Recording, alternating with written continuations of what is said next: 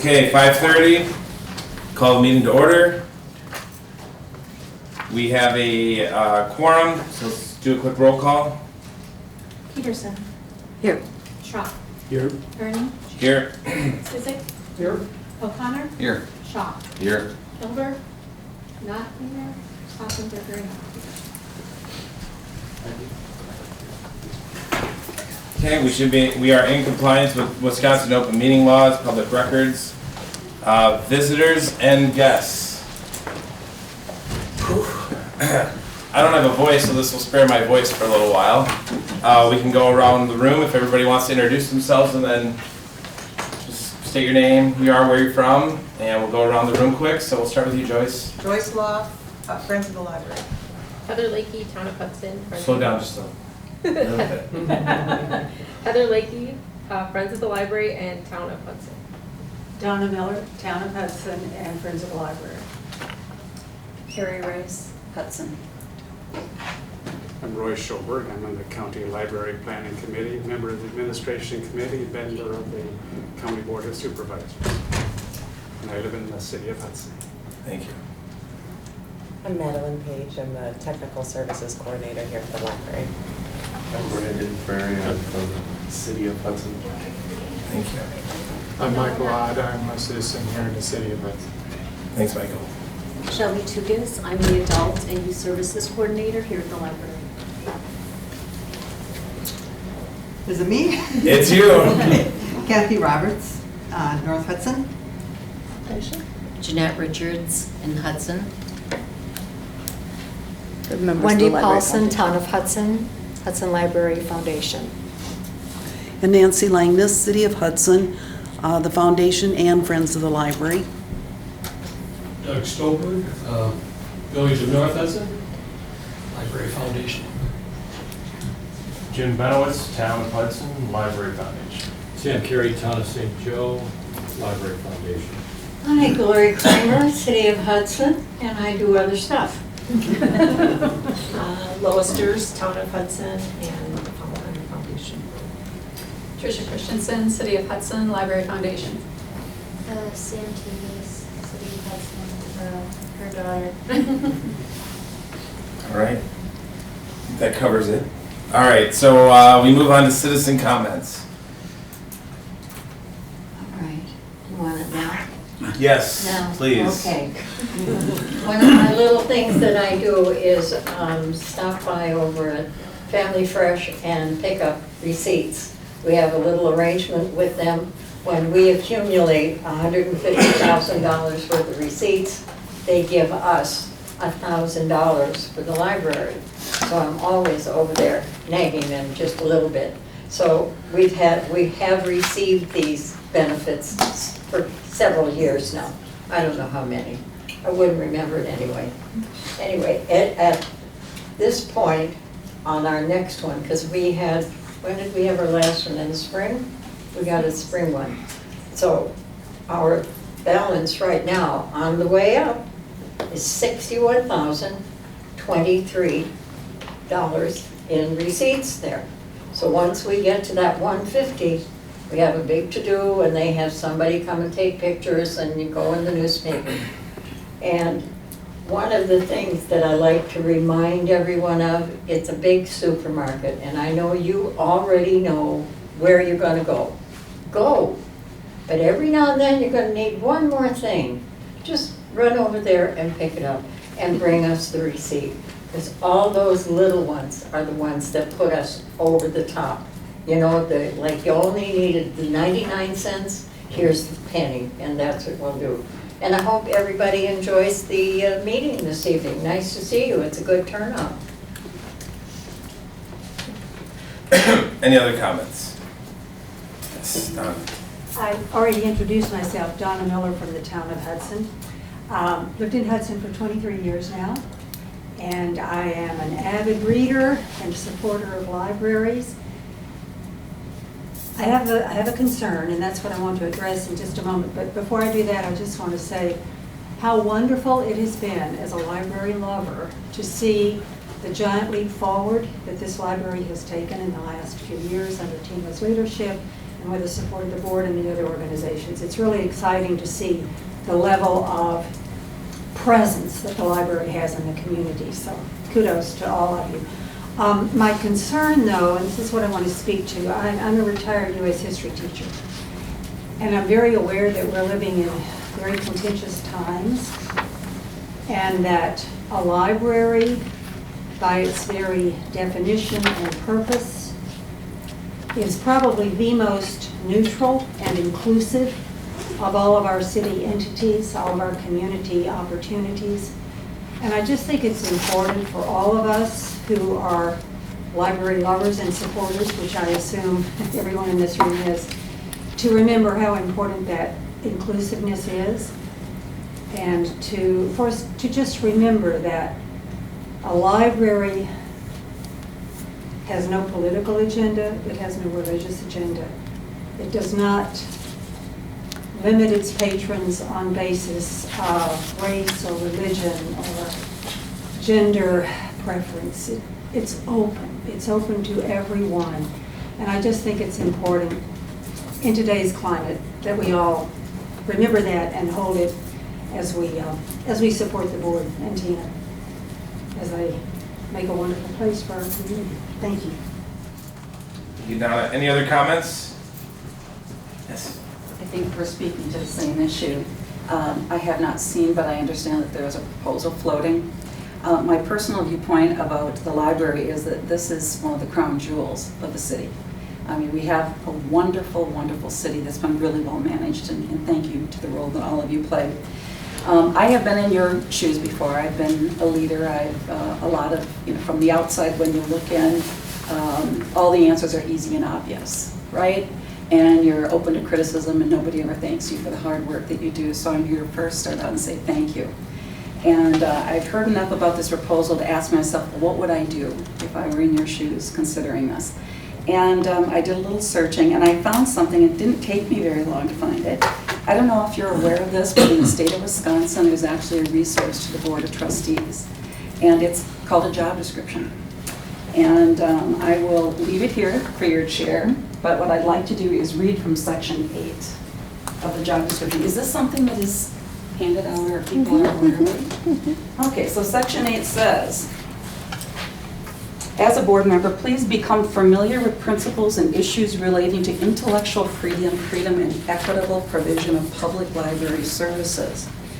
Public libraries in our country and state are founded on the principle that for a democracy to function properly, it must have an educated electorate. And to be educated, people must have free access to the broadest possible array of information. So I've tabbed that there for your chair. It goes on to talk about how the important role that the library serves, and I hope that whatever is being floated out there is something that doesn't come to fruition, because there'd be a lot more people in this room if it did. Carrie, right? Thank you, Carrie. You're welcome. Yeah. Any other comments? Yes, Roy. So, greetings everybody. I recall sitting at this very table for many meetings, and then afterwards I'd go and have a drink, because it was a lot of times there's some contentious issues, and we were always struggling with the financing for the library. Today I come from the county and saying that the county has just passed its library budget again.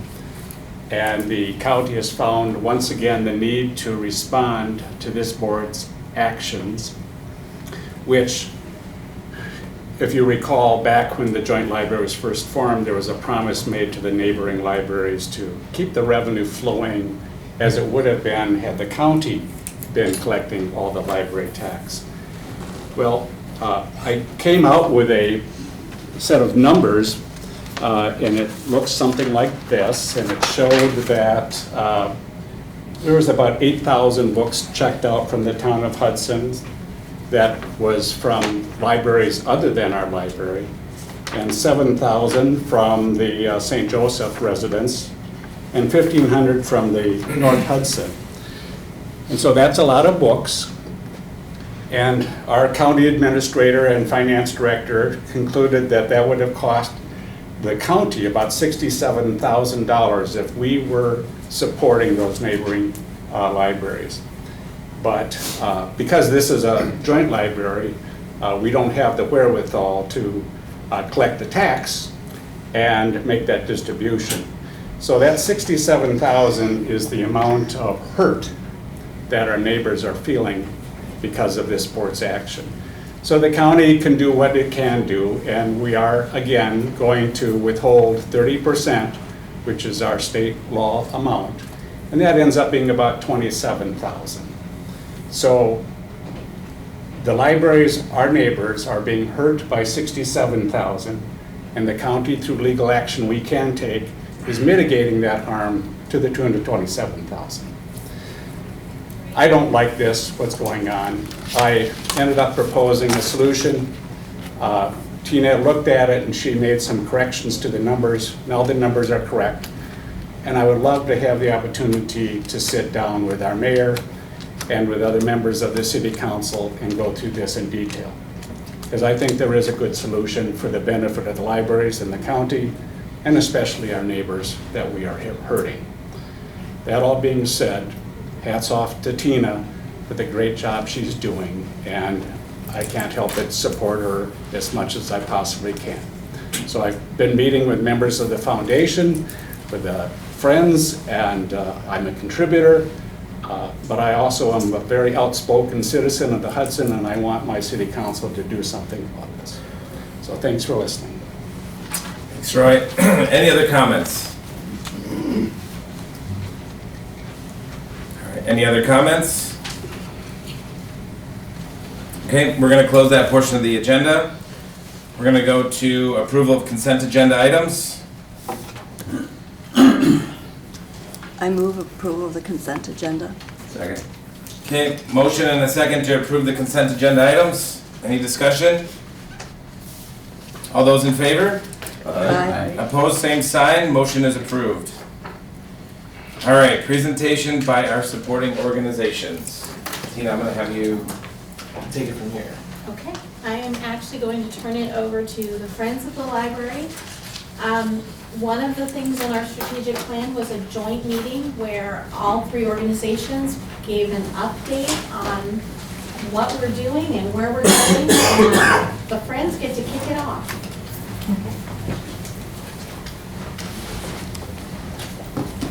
Thank you guys. Welcome to the big chair there. Well, this is important, but it's really not part of our presentation. And that's not good. Your presentation was up. He really wants to stay there. He wants to stay. Let's start over. This one is up. It was up moments ago. There it is. There we go. You got it, Heather? Yep. Okay. All right, so I'm speaking now with my hat as the Vice President of the Friends of the Library. This is Heather, you already met Heather. Heather is on our Board of Directors for the Friends of the Library as a member at large, but even more importantly, she is the chairperson responsible for our bookstore, which is a huge piece. Joyce Law is with us tonight. Joyce is the president of our organization, but Joyce has just had hip surgery and felt like she's not ready to take on this yet. So Heather and I will see what we can do to share some information with you about the Friends of the Library. I'm delighted that we are having this opportunity to share with one another. I know it was something that had been planned for earlier in the year, and I'm glad we're finally bringing it to fruition and having this opportunity. We'll start out by just sharing with you quickly our mission statement. And I'm not going to go through reading every slide, but I think on this one I will, because I think it's an important piece for us to all hear. The Friends of the Hudson Area Library strengthens and supports the Hudson Area Public Library by providing enhanced funding and advocating for the library. Since this is our first annual meeting and first opportunity to sort of get to know one another better, we're going to take just a couple of minutes to share our history with you, because I think it helps in understanding where we are going forward. Originally, when the library was back in the old Carnegie building. Y'all remember that up on, I don't even know the name of the street. This is when the Friends of the Organization, Friends of the Library, I'm sorry, was first organized back in 1980. And supposedly to support the library's smaller needs, which even a small need has now certainly grown incrementally. And the original idea of selling used books to raise funds, which is the basis of what the Friends does these days, took place when the library was in that location. Back in 1989, local bookseller Steve Anderson came up with this idea of taking books that the library had withdrawn from circulation, adding some maybe that citizens donated, plus he was a bookseller himself, he always had some things that he could donate. And that first event established a pattern of community involvement and initiated what would ultimately become the mission of the Friends and our primary means of supporting the library. Then, in 1995, we moved to this location on 4th Street, the city's municipal building. The library had a space on the first floor, and the Friends of the Library finally had a permanent place for a year-round bookstore. We were very excited. It was down in the basement, no windows, a little hard to find, but it was a space where we could have our books and sell them year-round. And also, we were able to hold our first annual book sales there in the library, in an actual library space in the entry. And the HSO reported that the first book sale there was a success, raising more than $600. We've grown a lot since then. And then, of course, we finally came to our new location here on 1st Street. And when we moved into this building with the library, the Friends was able to pledge $15,000 a year for the first 5 years of the library being in this location. That totals up to $75,000. That's a lot of used books. But we felt it was important that the first years in this building be underwritten by our organization and others to ensure that we would be able to continue having a library in this gorgeous space. When we moved into this building, we were very lucky that we had a couple of advocates in the form of Patty and Jeff Seiss. Jeff was with the foundation. Patty was very instrumental with the Friends. And it was their advocacy, I think, that helped us gain the large and beautiful window-filled space that we now have for our book sales. And if none of you have been there after this meeting, do just walk down here and take a peek at the bookstore. And we also now are able to have our biannual book sales in the atrium downstairs where there's lots of space. The public can come in and get all sorts of wonderful things. Let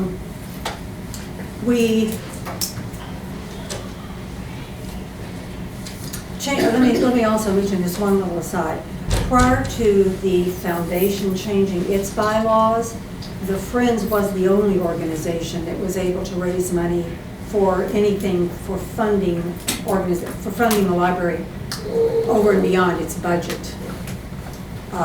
So we've been pretty proud of being able to do that. So to wrap up our history, let's just share a real quick sampling of the contributions that the Friends have made to the library since we moved into this location in 2010. So I'm not going to go through this whole thing, but the column on the left shows the amounts of money over $1,000 each that the Friends of the Library have donated to the ongoing operating costs, the collection, and so the programming of the library. Some of the really big ones, obviously, that $75,000 at the outset. Enhancing the young adult collection in 2017 for $10,000, $20,000 last year for renovation of the children's area, and $14,000 just this past year. So that's a total. Both that column and this column with the smaller items come up to $157,000. The Friends is pretty proud of that.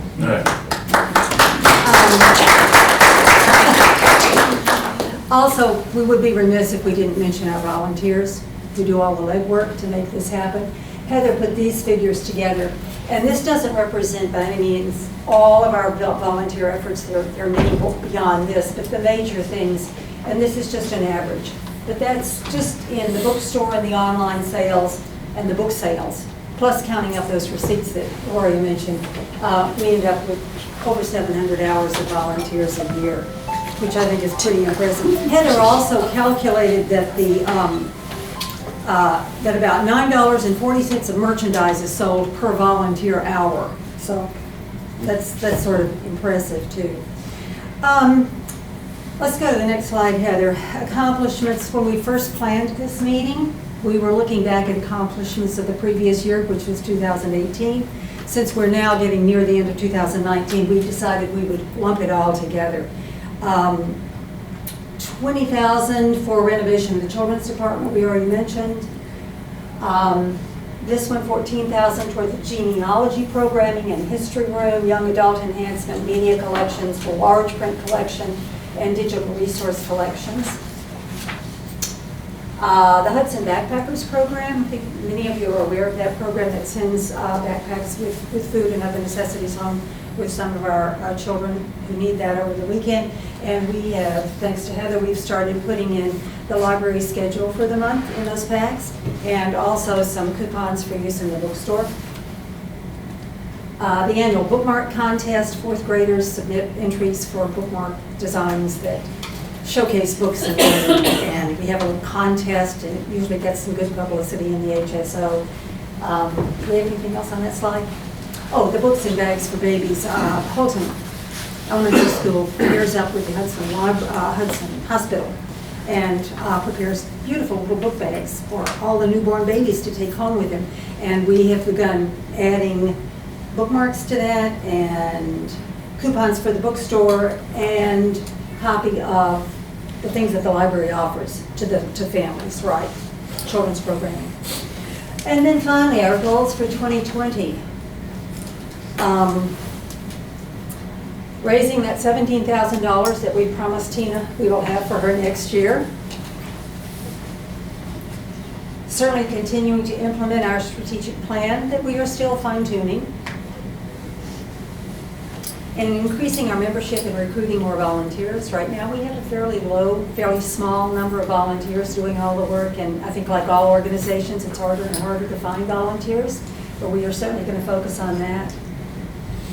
And continue to explore ways of raising community awareness of the library and its services. I think certainly the profile of the library in this community has already been raised a lot, but we want to continue working on that to the best of our ability.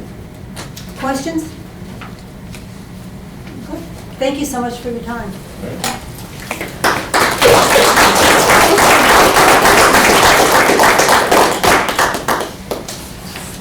And I do just want to say thank you for all that you do.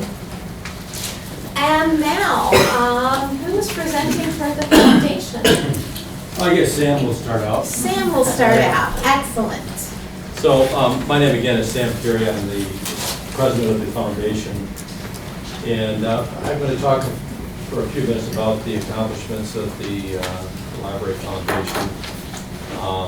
And I could talk a lot about the history. We have a rather long and interesting history. But I don't think that's going to be very helpful to what we're here for tonight. So, and I don't have a PowerPoint presentation. I apologize for that. And by the way, Donna, great job, and thanks to the Friends for all that you guys do. The foundation is the primary fundraising arm of the library operation. We have worked through a strategic plan with some folks from the St. Paul Library who assisted us in setting goals and agendas to advance our cause with making Hudson Library a great library. And that we spent hours and hours and hours of strategic planning to get to a point where we developed that plan. And we're implementing that plan on a yearly basis, and I can tell you that we've been very successful with hitting those benchmarks and surpassing them. And that involves annual fundraising. You'll see reports and things that come out on an annual basis that have the professionalism of something like this, and talk about not only the donors and how much the donors give, but also talk about all of the different services the library is now offering that they didn't offer before. And I can tell you that we receive a lot of grant requests.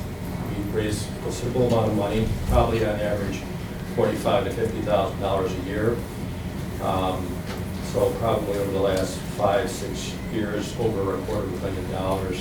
And those have gone directly into funding various grants that are requested by Tina. She's very good at spending the money that we raise. But if you look around and you see what the accomplishments of this library have been in the last 4 or 5 years, it's not solely due to the Friends, it's not solely due to the Library Foundation, it's not due to just those 2 organizations. It's very largely due to having one of the finest directors that a small town library could ever expect to have. And we all need to recognize.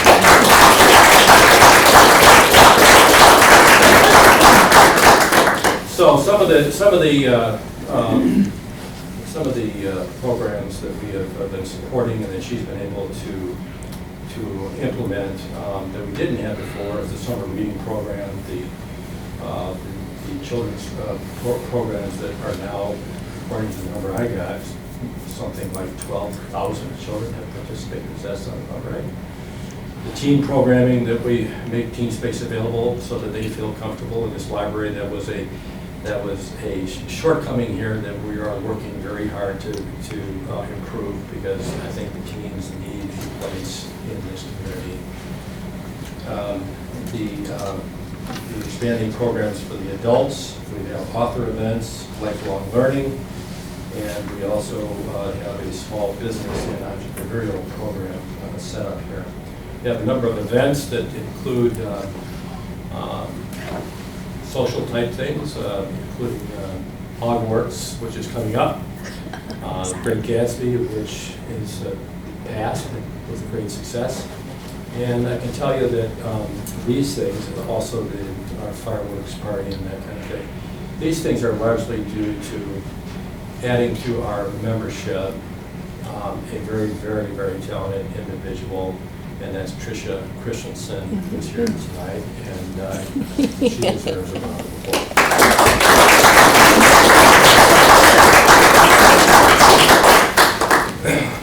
The way we decided to restructure our foundation membership some 3-4 years ago when we finished with the strategic plan. And we needed to find a relationship between all 3 organizations that support, or that should support the Hudson Library. And that is you, the library board, our foundation, and also the Friends. And so our membership consists of a number of members at large, all of whom are very committed to supporting the library with great enthusiasm and a lot of talent. In addition to that, we have 2 members from the Friends who are members of our board. We also have 2 members of your board who are members of our board.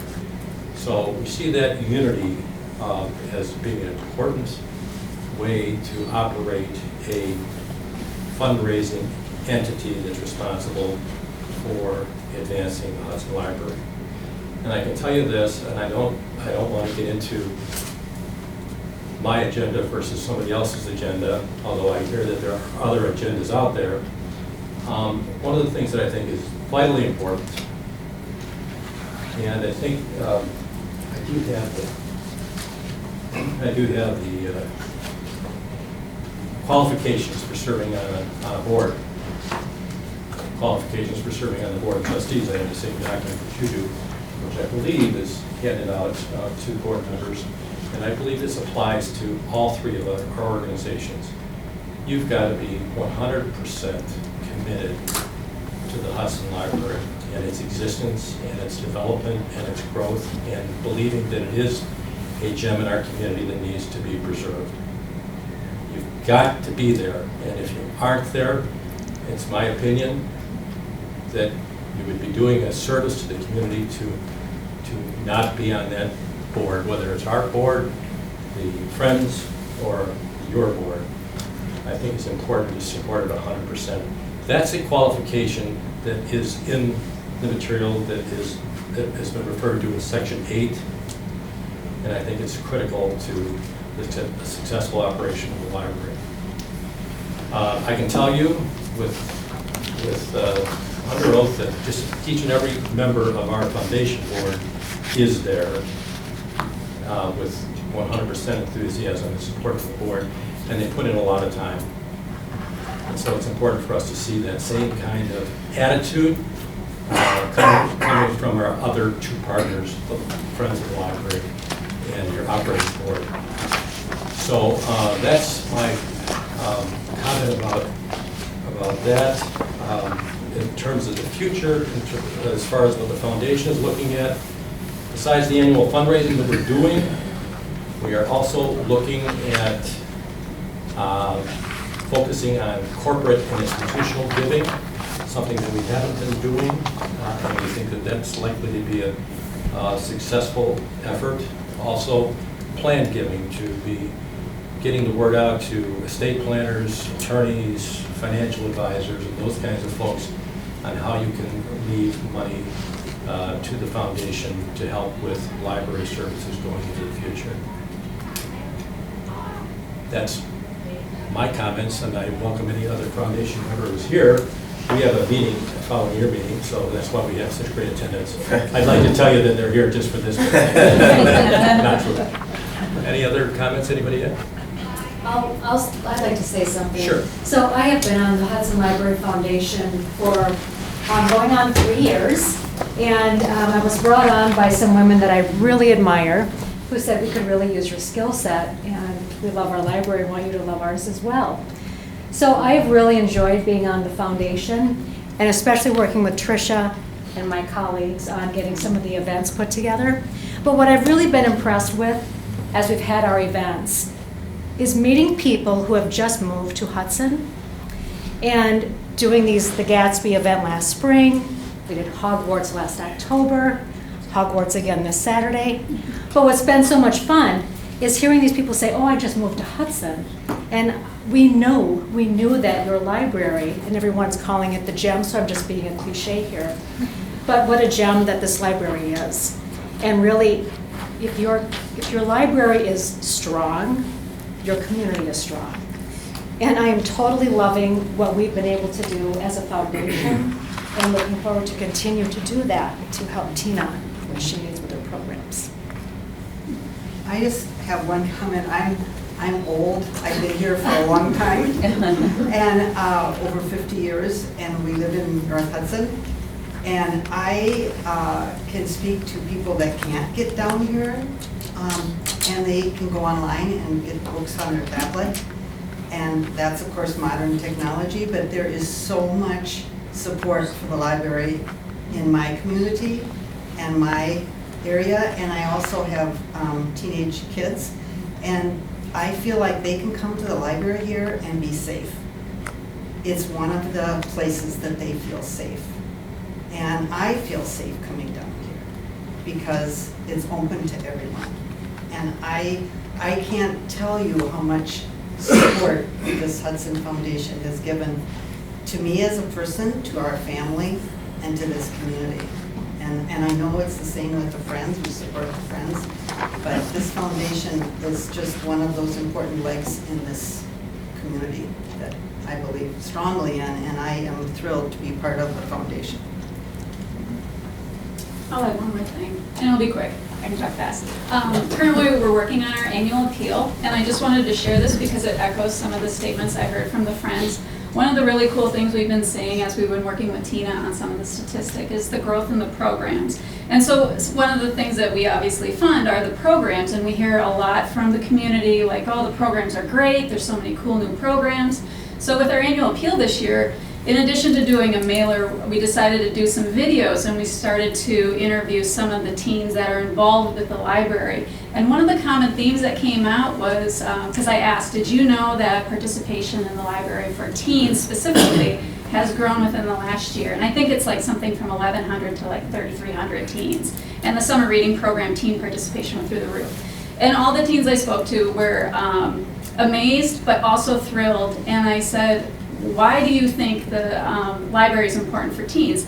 And some of the words you had said, I want to use in our materials because it was great, and I want other teens in the community to feel this, is that teens need to know in Hudson that our library is a safe space, and all teens are welcome here. And this is a place they can go and do their homework, or be on their own, or try to find information, or find somebody else. And it isn't just about the space, it's teen nights, tween nights, the teen advisory board, all of it. It feels like there's an opportunity. And I love the fact that everybody in this room recognizes it's what a library is today, but it's also what can we be. And it's that potential that we're working towards, and that all of our effort and all the funds that we raise and all of our ideas are building towards what the library can be to the Hudson community. Thank you. Well, thank you to the foundation. We couldn't do what we do without the support of our support organizations. The foundation for everything they do, the Friends for everything they've done. And there's one more element that I want to mention, and that's my amazing staff. Because without them, we couldn't do anything. And they are so important. And since I have some of them here, I hope that they know.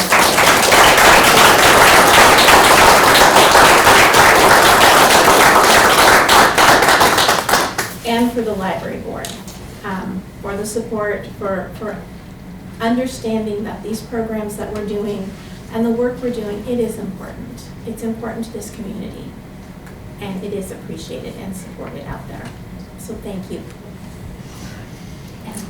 All right, so now we'll move on to the next portion of our agenda, which is president's comments, reports, and municipal updates. I'll save my comments for the end. We'll swing over to St. Joe. Is there any update from you? I did not get, I gave my report, but I was not present at the meeting, so I think things are going well there. No. Okay. Good. Town of Hudson?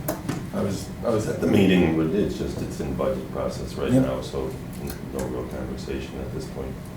All right, village update? I have got no information yet from the village board about if they approve the budget or not.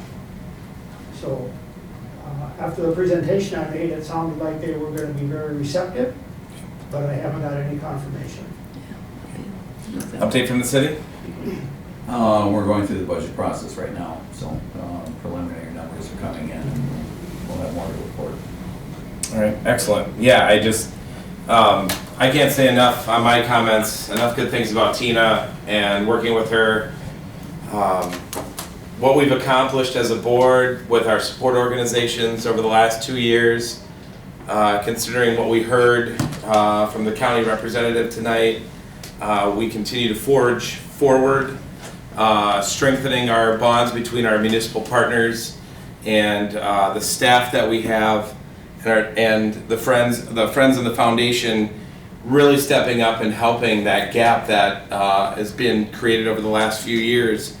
And I gotta say that I'm excited for what's coming in 2020 because it's taken us a couple years and a lot of hard work on the finance committee to get to a point where the servicing area that we have for our library is well in the 20,000+ citizen range between the town of Hudson, St. Joe, the village of North Hudson, and the city of Hudson. 32,000, that's what I meant. I was going school districts. So, well, 32,000, thank you for the correction. Which is a lot more than I anticipated. But we are very much looking forward to, thanks to the help of Tina reorganizing, working with the finance committee over the last year and a half. It really looks like, I can't say it's official yet, but we will be able to be open 7 days a week at 9 a.m. to service all 32,000 members of our community and be here for them as a place to get information. And so I just kind of say then, and 99.99% of the work falls on Tina for that, and the rest of us pick up her vision and go forward from there. So I think in my comments, I want to just thank Tina, and I think she deserves a round of applause for that.